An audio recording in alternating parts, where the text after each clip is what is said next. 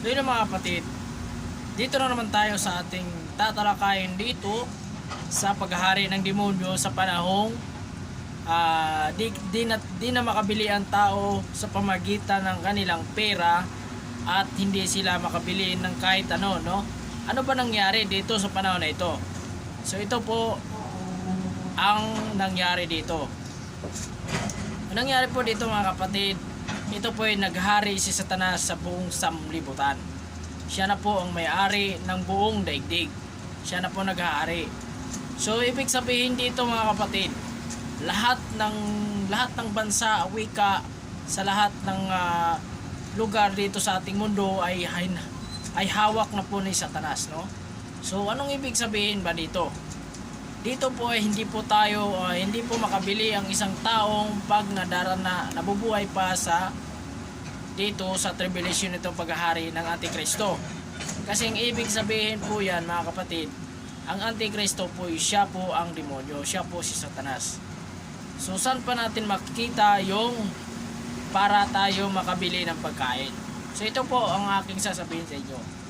Hindi po tayo makabili ng pagkain sa pamagitan ng ating pera sa panahon na ito. Panahon na ito ang tinatalakay natin. Kung gusto na itong bumili mga kapatid, ay kung ikaw ay hindi mo alam ang patutunguhan ng tatak na ito, ay ito talaga ay mapahamak ka talaga. Papunta ka doon sa impyerno. So yung mga kapatid, tatalakayin po natin para alamin natin ang bagay na ito. So let's go. So yun ang mga kapatid, no? Atin na po siyang tatalakayin, no? Okay. Katapos, may nakita akong halimaw na umaahon sa dagat. 7 ang ulo nito at 10 ang sungay. Bawat sungay nito ay may korona, at sa bawat ulo naman ay may nakasulat na pangalang lumalapastangan sa Diyos. Ang halimaw ay parang leopardo, at may mga paang katulad ng sa oso.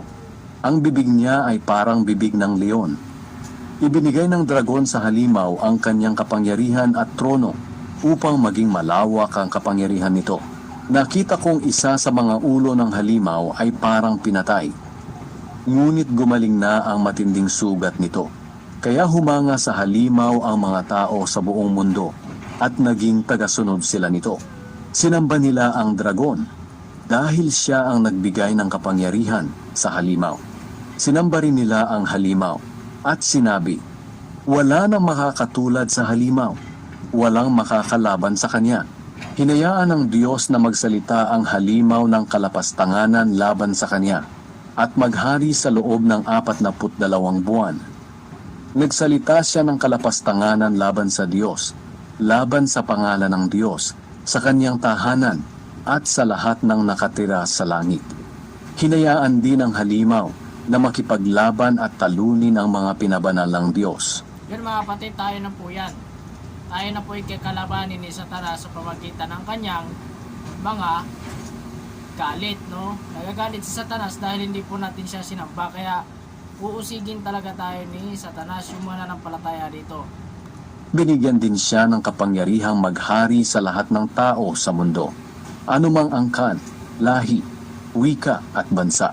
So yun mga kapatid, yung wika at bansa, iba't ibang imahe na yun, iba't ibang mga bansa.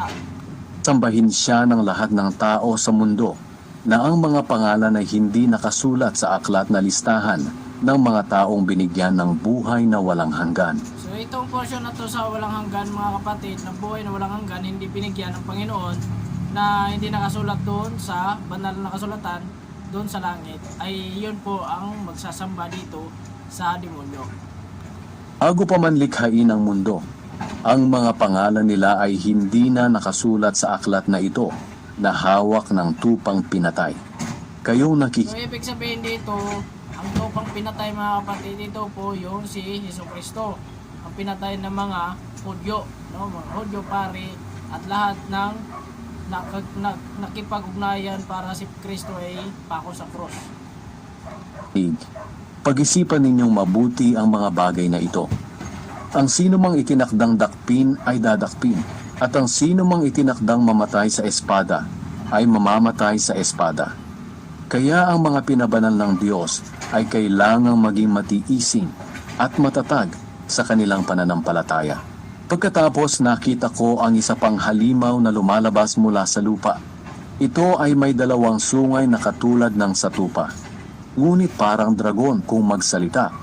Naglingkod siya sa unang halimaw at ginamit niya ang lahat ng kapangyarihan nito. Pinilit niya ang lahat ng tao sa mundo na sumamba sa unang halimaw na may malubhang sugat na gumaling. Gumawa ng kagilagilalas na mga himala ang pangalawang halimaw, tulad ng pagpapaulan ng apoy mula sa langit. Yan na po mga linlang na po yan ng demonyo mga kapatid, na apoy mula sa langit. Yan po ay hindi katotohanan niya na apoy sa langit. Hindi po magagawa ang demonyo niyan ng apoy mula sa langit. Ang makagawa lang po niyan, ang ating Panginoong Diyos lang po ang gumawa niyan. Wala na pong iba, at dyan na sa time na yan, wala pong lalabas kundi linlang lamang. Ginawa niya ito upang ipakita sa mga tao ang kanyang kapangyarihan.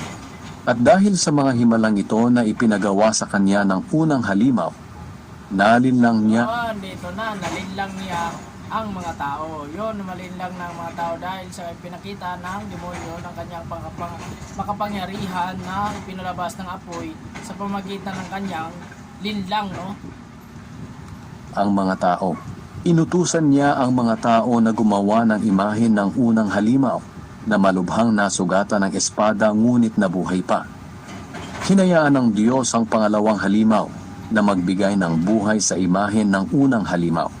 Kaya nakapagsalita ang imahen at nakapag-utos na patayin ang lahat ng ayaw sumamba sa kanya. Pinilit ng pangalawang halimaw ang lahat ng tao, dakila o hindi, mayaman o mahirap, alipin o malaya, na magpatatak sa kanang kamay o sa noo. Yun na mga kapatid, ito na po yung iniintay ng mga taong hindi mananampalataya sa Panginoon, sapagkat ito po yung nais nilang makuha para hindi na po sila maghirap sa mundong ito na puno ng kasamaan. So ang ibig sabihin po nito, ito na po yung time na ang mga tao hindi sumasampalataya sa Panginoon, sapagkat ang iba po kanilang sinasampalatayaan, no? Ito na po yung pantatak sa kanang kamay o sa noo. Ito na po yung barcode na para po sa demonyo. Ito na po ay bibili ka, kahit anong bilhin mo, wala kang babayaran dito sa pamagitan ng iyong barcode, no? Sa iyong tatak, no?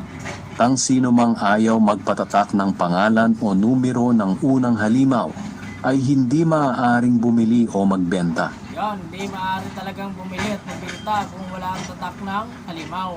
Kailangan mo na magpatatak muna ng numero sa halimaw para may bili ka o may tinda ka, no? So mahirap talaga sa panahon na yan. Kailangan dito ang talino upang maunawaan ang kahulugan ng numero ng unang halimaw. So sa ibig sabihin dito ng talino mga kapatid, kailangan talaga nabasahin mo yung talata dito sa Revelation. Ang ibig sabihin ng Revelation ito po, pahayag. Pahayag 13 to 1 to 18, no? Basahin po niyo yan para po ninyo malaman kung ano talagang katotohanan dyan, para maunawaan nyo ang lahat ng mangyayari sa panahon na yan. Dahil simbolo ito ng pangalan ng tao. So ibig sabihin to, yung simbolo ang marurunong talaga na mag-isip at marunong talaga na makaintindi kung ano talagang numero ito po ay sa demonyo, para po hindi na ninyo patuloy magpatatak ng numero sa demonyo, para hindi na po kayo mapahamak punta sa impyerno. Ang numero ay 666. Yan.